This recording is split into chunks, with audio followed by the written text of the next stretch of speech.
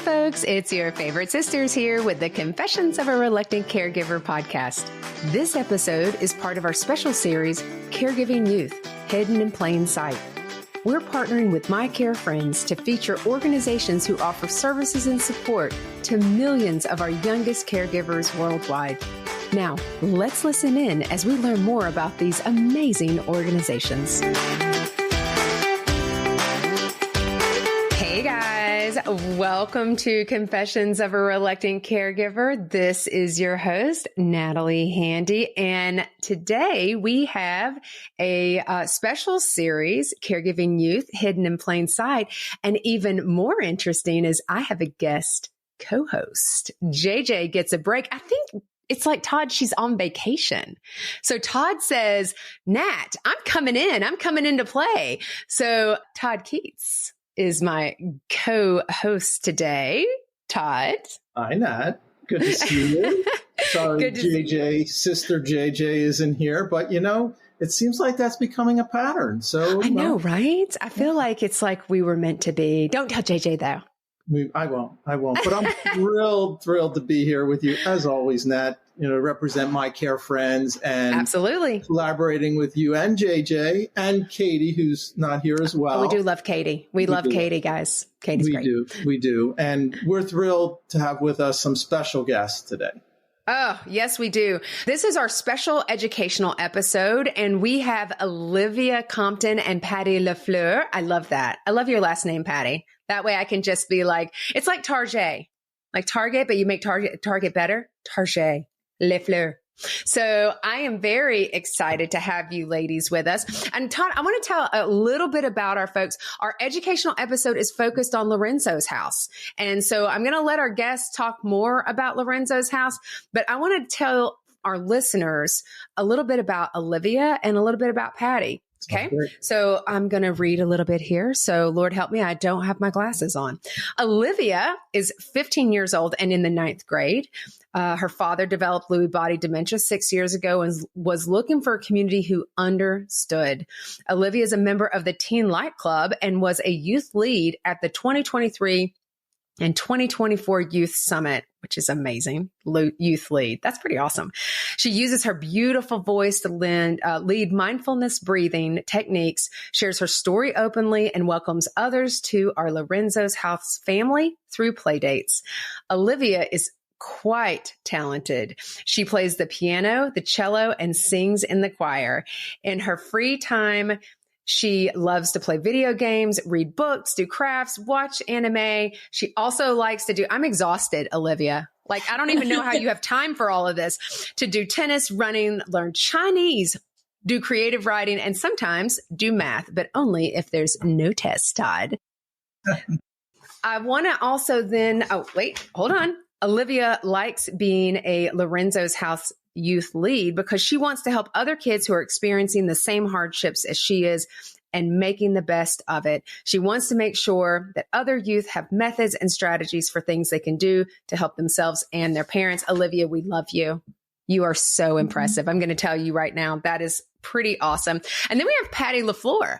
And I've met Patti, and she is also a powerhouse. She is a former care partner to her mom, Linda, who had younger onset dementia, and a former elementary educator for over 10 years. So Patti works for Lorenzo's house. She designs and leads youth programming with intentionality, which I love, knowledge, and love. Her capacity to connect with family members through lived experience and profound generosity of spirit sets the tone for how Lorenzo's house shows up for families. I'm going to tell you right now, I'm going to stop talking and let these ladies talk. Todd, let's get started. Let's go. So let's start with Patti. So Patti, tell us a bit about Lorenzo's house and the mission of the organization. Yeah, thank you, Todd. Thank you, Natalie. So Lorenzo's house empowers youth and families walking with younger onset dementia through an array of holistic support, shifting the narrative from isolation to connection, stigma to strength, and darkness to light. We are a virtual organization, and we offer free programming to youth and their families across the country and worldwide. We host an in-person and virtual music class in Chicago, but the majority of our programs are virtual. We have 3 pillar programs, which are our match, clubs, and summit. And we really strive to cure isolation, build an alliance, and drive dementia justice. Wow. I mean, I love the fact that you're using technology to reach the masses. I mean, honestly, and not only just within the United States, you're a worldwide organization. Youth can get connected to this amazing resource anywhere. And so that is pretty amazing. Olivia, I was wondering, how did you get connected to Lorenzo's house? So my daddy's doctor at, I think it was UCLA, told my mom about the Light Club. And so she signed me up for that, and I joined the children's group. And then after a while of being a part of the Light Club, I decided to be a part of the Youth Summit and be a youth lead. Oh, that's pretty awesome. That is pretty awesome. So let me have a quick follow-up. How long have you been connected to Lorenzo's house? I think it's been like 2 years or so, right? I did the Youth Summit this year and last year. So, yeah, I think it was 2 years. Wow, she jumped right in, Todd. You talk about a present future leader. Incredible. No doubt. No doubt. I think Olivia has been connected with Lorenzo's house even longer than me. Like, she was someone that taught me about the Youth Summit and taught me about the Children and Teen Light Club. Oh, wow. Okay, well, so she's a pro. She's like almost definitely like she might as well just work there. She's got some experience. Mm-hmm. Sounds like it for sure. So, Patti, tell us a little bit more about Lorenzo's house, the 3 pillar programs. Yeah. So as I said, we have 3 pillar programs, which is our match, our clubs, and our summit. Our match is our proven carer to carer model that connects care partners to other care partners walking similar journey. We designed this in partnership with the team at Immerman Angels as a proven model. And this personalized match offers this one-on-one connection with someone who understands. So we connect care partner to care partner. We connect young adult daughters and sons to young adult daughters and sons. We will connect, a care partner mom with another care partner mom to get the kids connected. It's really this one-on-one connection with someone who understands. It can be a single conversation. Sometimes you're just looking for a phone call, someone who gets you. It can be a series of text exchanges, or sometimes it's this longer relationship. And the match has really become this invisible string that ties all of our programs together, connecting families. Then we have our clubs, which are our virtual spaces that Olivia mentioned that she's a part of. We have our Light Club and our Shine On for our young people, ages 4 to 35 plus. And then we have our Light Lounge, which is for our male care partners, and our Bright Brunch for our female care partners. But our Light Clubs are really bringing together these youth from across the globe who have a parent walking with younger onset dementia, whereas our Shine On is for those whose person has passed. And then our 3rd pillar program is our Youth Summit, which Olivia was a youth lead at for the last 2 years. And it's our worldwide virtual youth event that is designed by and for young people. So it's really this opportunity to come together as a global community and build that growing youth alliance. And, there's these pieces around care and connection, but there's also this opportunity to advocate and raise their voices. So those are our 3 main programs here at Lorenzo's house. Fabulous. Wow. And you serve as young as 4. Yeah. Wow. I mean, that, and a lot of people would be, you think about children and a lot of people be like, oh, that seems so young. And I think, what we know about the brain now, children are so much more, understand so much more. And the more we share that information, the better. And so, and the earlier, because then it reduces that stress and anxiety because you have better understanding. We're talking about it. Oh, definitely. And we really intentionally design those spaces, right? So our 4 to 7-year-olds as a group, and we use picture books and storytelling and art We have our children's group as 8 to 12, and we're still really incorporating play across that group, this ability to connect and play and be kids, but name that we all have a parent with brain change. And so that's why we're here together, but we also can be here for ourselves. And then with our teens, it's, our 13 to 17-year-olds who are really trying to explore, and Olivia, I'm sure could talk about this too. They're trying to explore, what does it mean to tell your friends about your parent's brain condition? What does it mean to be walking this journey? And then, she's at a track meet and her dad's there. And like, how does she navigate the stigma, and how do we empower ourselves in those places? And then, for our young adults, 18 to 35, they're leading it, right? They are building mindfulness strategies, and they are sharing tips and resources. That's really, each space is so intentional and different. Yeah. It lets you move up with normal development. I love that. Yeah. So Olivia, because I definitely want to hear from you, girl. How has Lorenzo's house supported you on this journey as, a daughter of someone living with younger onset dementia? My Lorenzo's house family, the members of the Light Club groups and the Youth Summit, we all come together in like a respectful and comfortable environment. So it's just a really safe place for sharing what we are feeling and the things we can't really talk to our friends about, because they wouldn't really understand if they haven't experienced the problem firsthand, because it's just something that's hard to grasp the extent of the situation unless you're really there. So being a part of the Lorenzo's house group gives me a place where I can share with others, but also learn from them, from their experiences, and so that they can learn from mine. So it's just a really nice place to come together and have fun while we're learning and talking. Yeah. Wow. It's incredible. And Patti, what more can you share about the youth programs and initiatives that Lorenzo House offers? Yeah. So as I said, we're really intentional about the way that we design our programs. So, and as Olivia said too, these are our safe spaces to come together and to connect with others who understand, share our common stories, build a growing youth alliance. And so our light clubs are those spaces for those whose parent is still walking with the condition. And so that's their opportunity to come together and think about, how can we still connect with our person? How can we still have these beautiful relationship with our person diagnosed, even though that their brain is changing? And then our Shine On is our newest initiative that we had launched this year, which is that space for those whose parent has passed. And we offer that for 8 to 12-year-olds, which really incorporates picture books and play and storytelling.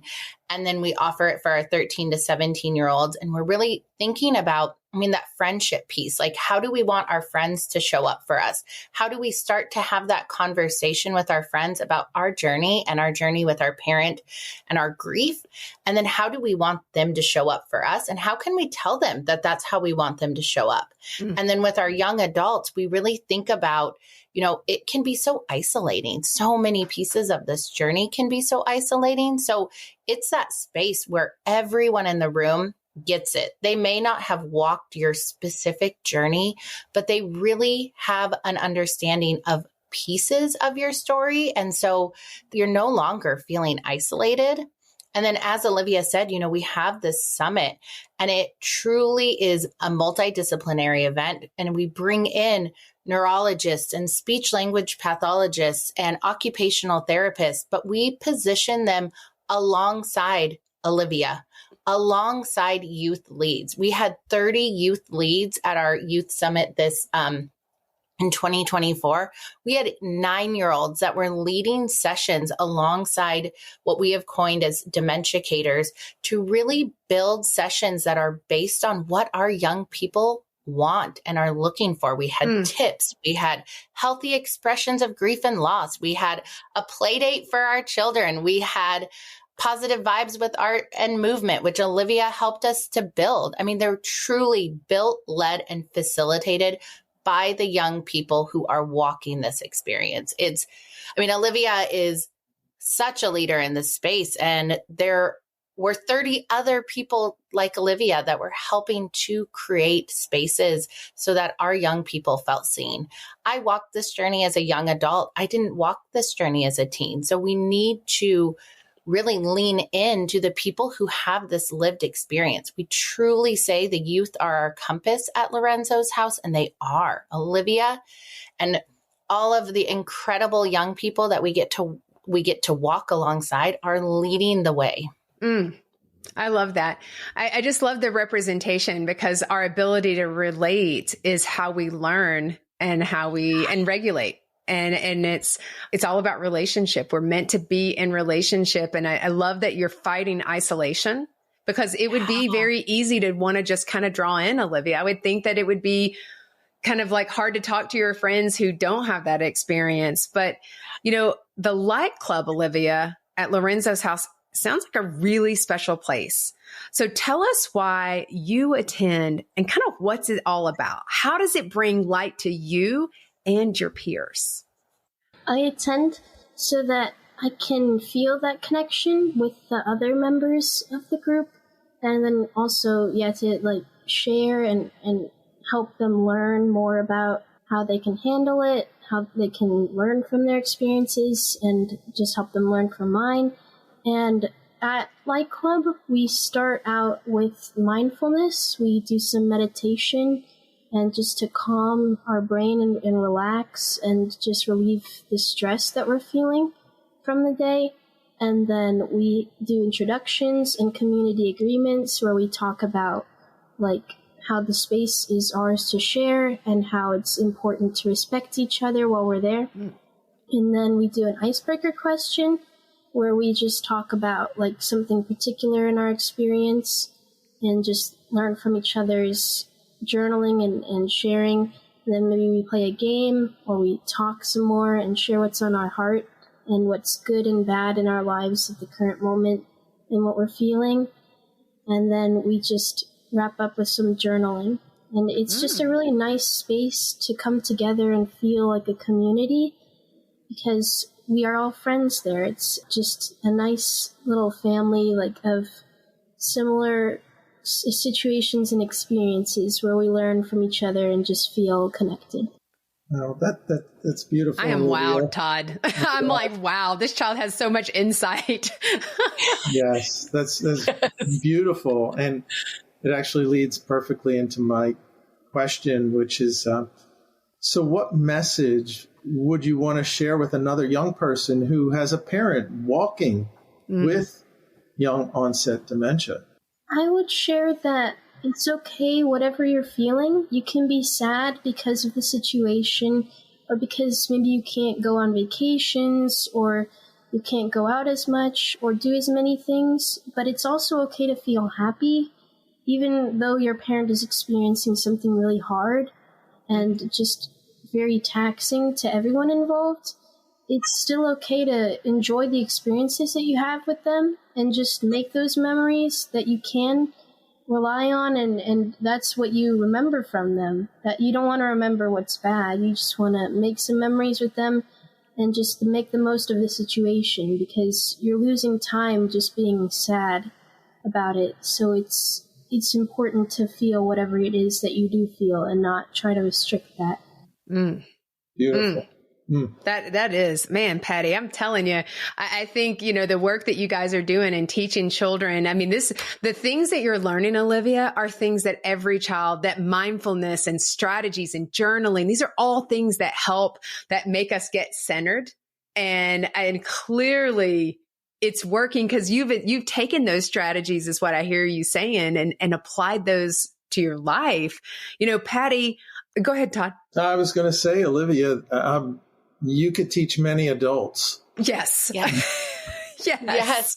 100%. I mean, what is so powerful is to really think about your experience too, Olivia, right? You came into Lorenzo's house and you were looking for support for yourself. And now you've really become a beacon of light and hope for others that are walking this journey. I mean, just sharing your experience here, but really the way that you share within Light Club really allows other people to feel seen. And that is so powerful. It's this idea, like I said, of this care and community, but also this advocacy and action. And what that can look like is sharing your story, which then empowers someone else to share theirs. Oh, so Olivia, true, you are blowing me away, and I get to spend a lot of time with you outside of this. I'm over here crying. I know.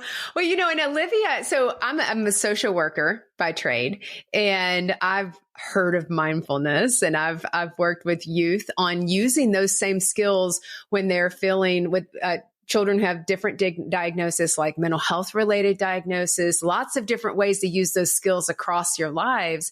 And so, Patti, why don't you tell us a little bit more about how mindfulness is really, it sounds definitely built into the DNA of Lorenzo's house.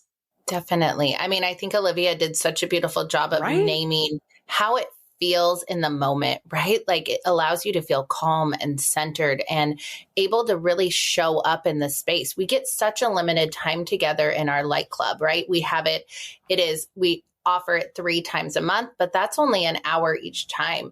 And so we really want that space to be safe, and a space also where people feel prepared to show up in that moment. And so we incorporate mindfulness in everything. It is in every light club, our children, teens, our young adults. It's also with our care partners. It was all throughout Summit, we had mindfulness in our breaks, in our sessions. It's something that even as a team, we really lean into. When we have meetings, team meetings, we build mindfulness. And just when you start to normalize the use of mindfulness and you start to understand that mindfulness can look different, it can be mindful eating, it can be mindful breathing techniques, and then really leaning into our young people, like they lead those mindfulness. Olivia has done at Youth Summit, she played her cello for one of our mindful breaks. And knowing that music is a form of mindfulness, Olivia's led us in breathing techniques, right? Really recognizing the very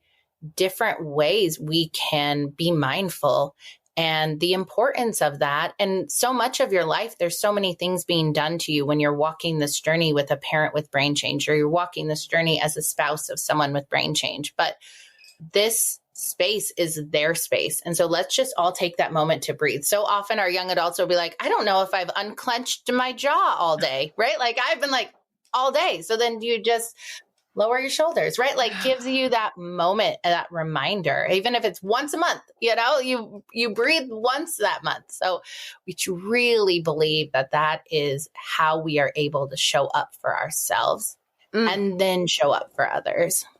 Yeah, absolutely. So Olivia, I've been somebody who's been practicing mindfulness for decades and decades, but it's certainly different in your situation. So can you share with everybody some of your favorite mindfulness tips for others who are walking through the journey with a parent that has brain changes? I think it's just really helpful to take advantage of like some time where you can just breathe in. I like to breathe in like for 4 seconds and then just breathe out for 4 seconds when I'm feeling like upset, or maybe in the middle of a test when I'm kind of confused, or just when I'm in the middle of a situation where it's getting a little hard. And then afterwards, I just like to think about my situation and just relaxedly breathe through anything, and then just journal about it, just some things like that. And then also to play like music that you like, or just draw something or do something that's relaxing to you, whatever it is, like read a book or anything, just whatever feels the most relaxing to you is the best to do. Yeah, absolutely. And it's, again, you could teach adults. I'm thinking Olivia needs to come and co-present with me at some of my conferences, because I'm going to tell you, you are pretty amazing. And the way that you describe it, the words is where everybody can understand. And it's very practical. It's easy things, because mindfulness, we can do it right here. I mean, even when Patti said, lower your shoulders, you don't even realize it. Take some breaths. It feels so good. So Olivia, I think, it sounds like you're just full of wisdom. Without question. But do you have a role model or someone who inspires you in your caregiving journey? And who is it and why? What inspires you? I think that would be my mom, because she works so hard all the time for us. She worked when she was taking care of Daddy on like making sure that he was well fed and clean and that he was just living the best life he could. She went out of her way to take us to Disneyland or to places like that, even though it was really, really hard, and just made that effort to keep things normal for our family so that we could, stay in our house and enjoy life, even though things are really difficult. And she still works really hard today to just make sure that the house is taken care of and that everything is going smoothly. And it's just really kind that she does all this stuff because, she doesn't have to do everything, but she just does as much as she can. And then also my brothers are always there. They work hard for their own families since they're a bit older, and they just work so hard, and they're very nice to hang out with when they come over, and just all of them are just very kind and helpful. Well, yes, big time for sure. So Olivia, I'm going to ask you one more question before we go back over to Patti. What's one thing you wish people would ask you about your experience as a caregiver? Well, before they even ask about my experience, I'd like them to ask, what is dementia?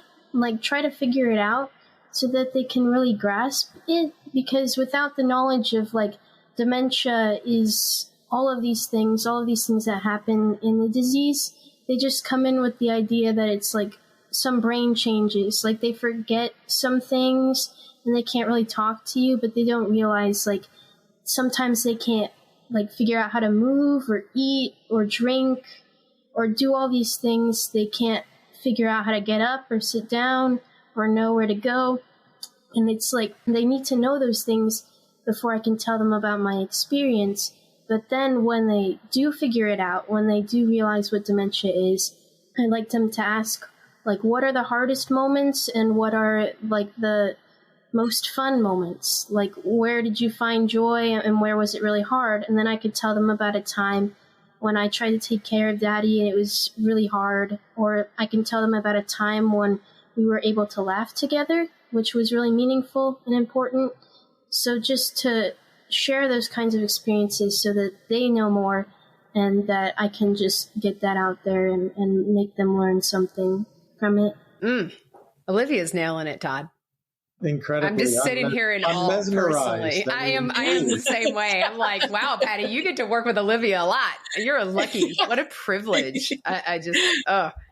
Yeah, she's a gift to our community and for those that come behind her. I mean, she's helping us to really build intentional programs that allow for young people to feel seen and understood and embraced. I mean, there's just no words for Olivia. Yeah.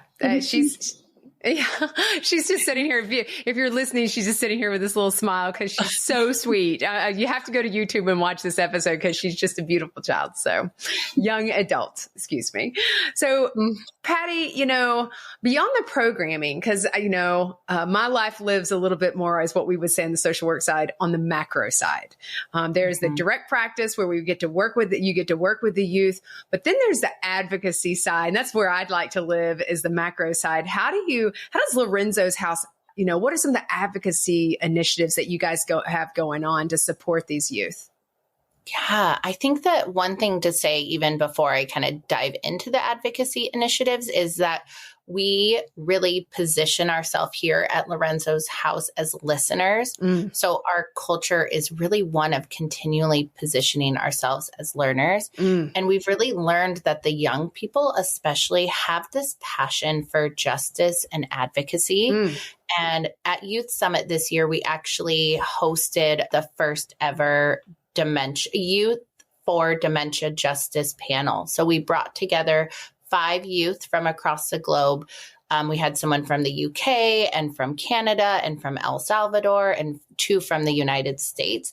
And they really helped us to think through, what does dementia justice mean to them? And what does it look like to be a young person walking this journey with a parent with brain change, which has really spurred us to build this growing Global Youth Alliance for Dementia Justice, and really this idea of having delegates who represent different parts of the world, and then coming together with this shared vision to really help people to feel seen and understood. And so this is kind of one of our big moving forward initiatives, to really think about how we are positioning the young people to really take action and to have a voice. And, it could look like making sure that dementia is on the country's global plan, or making sure that there are these advocacy initiatives that are raised within their country. And it could look like a bunch of different things, but we're really allowing our young leaders to help build and shape this. Mm-hmm. We also, we recognize that when you are a young person walking this journey, you often experience stigma. And so we have developed with our youth this Empowerment Plus model, which really helps our young people to navigate stigma. So it's a 3-step approach that really helps us to empower ourselves when we experience stigma, but then empower others. I mean, Olivia is empowering people right now by sharing her story and by talking so bravely about the things that she's experienced. And when you have those moments of stigma, how can we empower ourselves in those moments, which then empowers others to really understand? To her point, she wants people to, before they ask about her caregiving journey, she wants them to ask, what is dementia? She wants them to have an understanding, even just a window into what she is walking every day. So it's really this idea of, how do we empower our young people to feel equipped with tools and strategies in those moments, and then also to be the change makers. We want them to be they are the future politicians or policymakers or neurologists or doctors. So providing that space to really grapple with some of these big ideas. Wow. So before I go on, I just have to say, Nat, that dog is so darn cute behind you. I can't get over it. So cute. I know. I'm like, and so quiet. Well, yeah. She's actually typically, I'm going to tell you this. She normally sleeps through all of my meetings. And the fact that she is turned around and facing Olivia clearly shows this beagle is very interested in what is being said. So I will tell you, the beagle is, for those of you who know, you'll see it. The beagle is very interested. So we're going to call it the Beagle Barometer. That's a good way. I love that, Tom. It's through the Richter scale. I'm going to tell you right now. That's it. So that's so funny. Yeah. So Patti, you brought up a term that is new to me, and I'm quite sure it's going to be new to many people here. And I want to ask Olivia about this. It's the term of dementia justice. So Olivia, what is your definition of dementia justice? Before I talk about dementia justice, I would talk about dementia injustice, which is like the idea that, to me, it's like when you go out to like the grocery store or to a movie or to Disneyland, and you're just getting in the car and trying to help your parent into the car, and then getting out the wheelchair and walking in.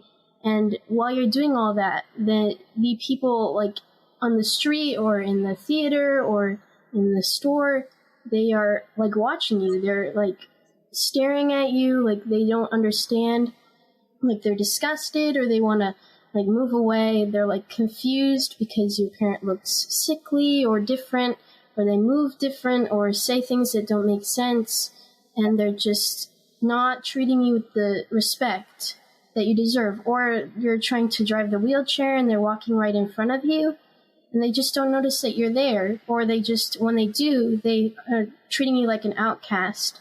And that to me is dementia injustice, because they're treating you like you're some different thing that doesn't deserve to be out in public, to be doing what you want to do.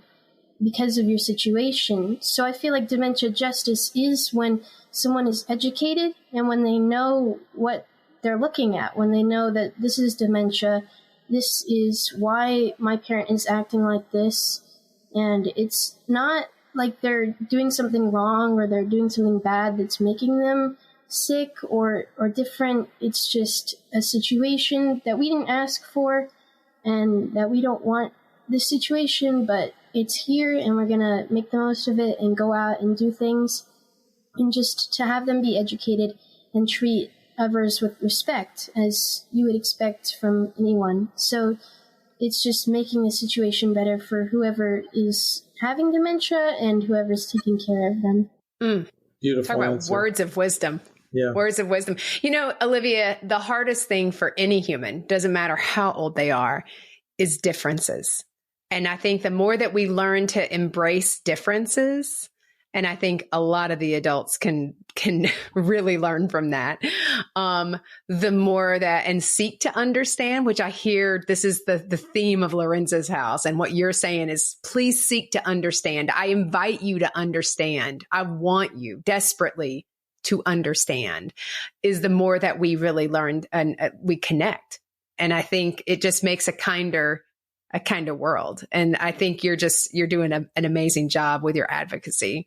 You know, Patti, I know that we had talked a little bit. You mentioned Empowerment Plus model and how it helps to dismantle stigma. Can you go a little bit more into that, though, a little bit deeper into that? Yeah. So our Empowerment Plus model is this 3-step approach, and it invites the person who is experiencing stigma to really think through how they're going to respond. So you start by recognizing. You recognize that you're even experiencing stigma. You notice how it made you feel. You know, Olivia talks about those looks, like it makes you feel uncomfortable. It can feel unfair. Then you define. Is it stigma or is it not stigma?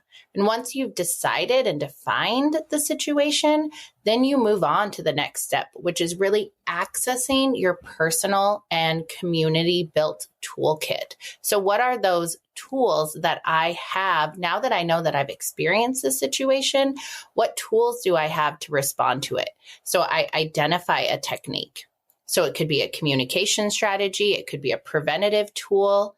I determine how to respond. Am I going to respond right now? Sometimes it's not the right time to respond. I'm mad. It was an unfair situation and I'm not going to be my best self. Or do I respond with something that's more of an action? We have this beautiful girl who tells of a situation she had, and her action was actually to just step in front of her person with brain change so people couldn't see what he was doing, right? So it could be an action response. It doesn't always have to be a communication. And then that last step is really the empowerment piece. We empower ourselves and others by educating and dismantling. So we decide how we're going to respond. And even if I'm not responding with my words, I can empower others by standing in front of my person with brain change, because I'm telling them, I don't care what your look is that you're giving my person. I am here to support and love and protect. And then when the situation is over, we reflect. So something that we do within our light clubs is called head, heart, and feet. And so head is one thing we learned. Heart is one word for how we feel. And feet is one thing that we're going to do before the next light club. So in this situation, we would be like, okay, our head would be, what is one thing that I learned from how I responded, from how this situation went down? Heart, it's important to manage your feelings, right? Like that could, if it's an unfair situation, there can be some pretty heavy feelings. And so how am I going to navigate those feelings? And then my feet is like, what am I going to do next time? Did I like how I responded? Did that response feel good? Or would I want to try something differently? And really giving yourself grace and understanding and patience across this journey and across using the Empowerment Plus model, right? It's not going to be perfect, but it is a tool to really help when you have those moments, because I'm sure Olivia's had them. I know I had them walking with my mom, and it is just feeling like you have something that you can do in those moments can help you to start to feel more empowered in your response. Yeah, this is such an important topic, and actually, I'm gonna dovetail on that and go back to Olivia. And Olivia, you've already provided insight to the dementia injustice question that I asked, and then Patti followed it up incredibly. So you have experienced stigma. I was going to say, have you ever experienced stigma? But certainly it's obvious that you have. And so can you share with the folks who are listening, how did you navigate that? So, like, when I am out or, like, at the store or doing something and someone is walking in front of the wheelchair or something like that, I just try to stop and just wait for them to pass. And I'm kind of angry during that time, but I just let them move by and just accept it, and then I keep going. And I mean, it happens more than once, and it's just annoying, but I just let them go by.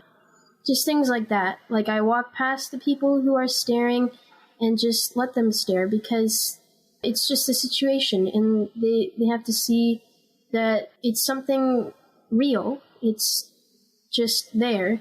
It's a disease. You can't make it go away unless you find some cure, but there's not one yet. So just have to let them do it, or just try to prevent them from seeing, like someone else described at Youth Summit, and just do the best that you can in the moment to just realize that maybe you won't see these people again, and you can just keep going and do what you're trying to do while you're out, and just keep going, because you have a right to be, out and doing what you want. So it doesn't matter if they're staring at you or they're in your way. You just keep doing what you want, because that's the only way that you don't let the dementia beat you. So You're exactly right. That is the way that you don't let it control your life, and you don't let others impact how your choices are in that sense. When they don't understand, doesn't mean that you stop living. And that's what I hear you saying over and over again, Olivia. Let me ask you this though, because I'm thinking about all these people, because we've talked about the people that it feels very insensitive. And I think they would say, well, I was looking. It's almost like it feels, and I hate to say this, like when people are driving, there's a car accident, and then the other people on the other side of the road slow down to look. And so if people are slowing down to look, what would you want, or what would you want to say to them in the sense of, what's the biggest misconception that you think is out there about younger onset dementia and being a caregiver? What's that misconception about you? Because they're going to look at you and be like, that's a little kid over there next to that big adult. What do you think is the biggest misconception?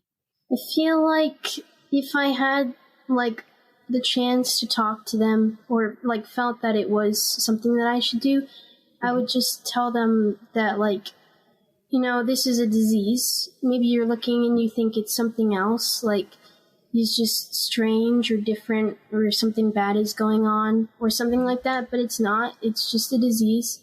It's something that naturally occurred. He didn't want it to happen, and we just have to accept it and move on. And it's not nice to stare, something like that.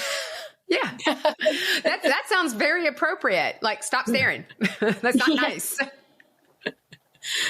So true. So just making them accept that it's a disease, just not that it's something wrong, something that we caused or that we want to happen. Yeah.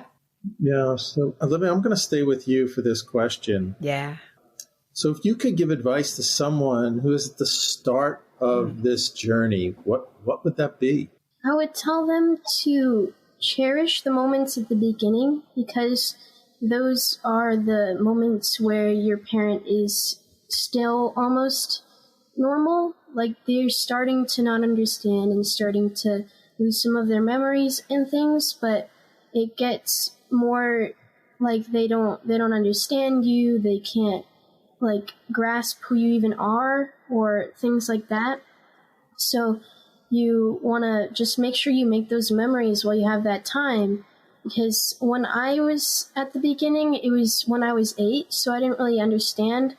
I just thought that Daddy is at home now, I get to hang out with him, and I didn't really realize, this is dementia, it's something that's going to get worse. So just accepting yeah, there are going to be hardships along the way, and we just need to accept that and make some memories now. And then just not let anybody affect you. Just keep leaning on your family and your friends, and like come to Lorenzo's house and become a part of our family. And it's just make sure you enjoy that beginning time and make those memories and laugh with your family. Mm. Yeah. I'm going to tell you, I know we're at the end of our time, Todd. And yes, the beagle jumped off and she is actually playing right beside me because she's so happy. Like she is like, this Olivia is insightful, mama. And so I will tell you, she is upside down smiling at me. And so that's how much she thinks of you, Olivia. So I will tell you. Get closer. It's pretty cute. But what I am going to say this, I got a last question. I've got two questions. So Todd, why don't you take that last question? And let me ask this one real quick. Patti, what is there a cost to access Lorenzo's house?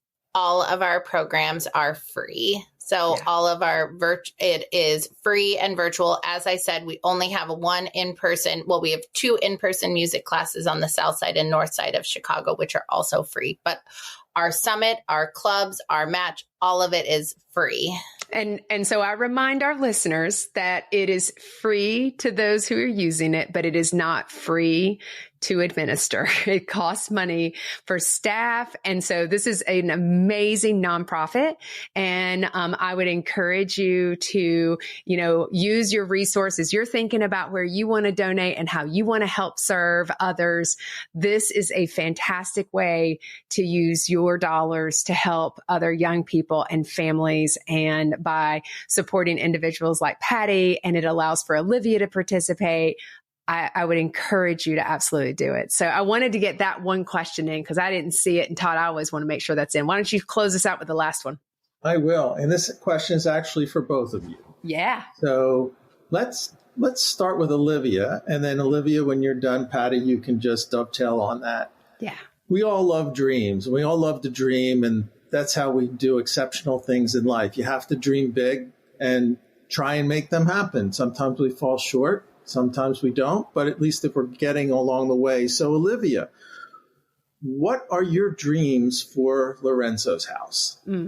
My dreams are that we can spread to more countries. We already have spread to a lot of countries, but that we can spread to different languages and groups that don't have access currently because maybe they can't speak English, or they just don't know because it's not advertised to them, or things like that. And just to make sure that they're included too, and to expand Lorenzo's house to accept them, to make sure that even though they can't speak English, that we're still all coming together and all making a space for each other and learning from each other so that everybody can feel connected and happy. And just that it gets a lot bigger over time. Beautiful. And Olivia, your voice is helping to do that. By you sharing your story here and sharing your story in so many incredible ways, you are helping us to reach so many more young people by welcoming them into our family, by sharing with such insight and poise and understanding of the journey. People, just by listening to this, are going to feel so seen. So thank you. And my dreams are similar to Olivia. We're currently in 47 states and 15 countries, and we want to reach more families. Our families are the focus of everything that we do here at Lorenzo's house, and we really believe every family matters. We have a really beautiful intake process where we are really intentional about meeting with every family. And so we just want to reach more families so that they truly feel seen, understood, and embraced. So my big dreams are just meet more Olivias and to really lean in and listen and allow spaces for friends like Olivia to feel like they have a voice and a place to share their story, and a place where it is her family, right, to really understand. So those are our dreams. We want to reach more families. So Natalie and Todd, thank you for letting us just give a little glimpse into Lorenzo's house, share a little bit about Olivia, and hopefully reach more families. What a privilege, Todd, that we got to be here today. It's incredible. This is going to stay with me for a long time. Actually, it'll stay with me forever. Thank you so much, Olivia and Patti. It's been such a joy to hear both of you. And, we wish you all the best in continuing on your journey. And we're just so grateful that you've taken the time. Oh, I'm sure we'll be seeing more of Olivia. She is an absolute advocate, and she is a present future leader. I can tell you that right now. So, guys, thank you so much. Please go out and we'll have all the information about Lorenzo's house. It'll be in the show notes. It's on our website, confessionsofareluctantcaregiver.com. Learn more. And this is so important. Thank you again, Olivia, Patti, and to my amazing favorite brother, Todd. Thank you for listening to Caregiving Youth Hidden in Plain Sight. Until we confess again, we will see you next time. Well, friends, that's a wrap for today's educational episode. Thank you for listening to our special series, Caregiving Youth Hidden in Plain Sight. And don't forget to visit our website to sign up for our monthly newsletter, sign up for the free Sisterhood Advantage Discount Club, and of course, connect with us on Facebook, Instagram, LinkedIn, TikTok, Twitter, and Pinterest. You'll also find the video recording of all our episodes on the Confessions website and our YouTube channel. We'll see you next time when we confess again.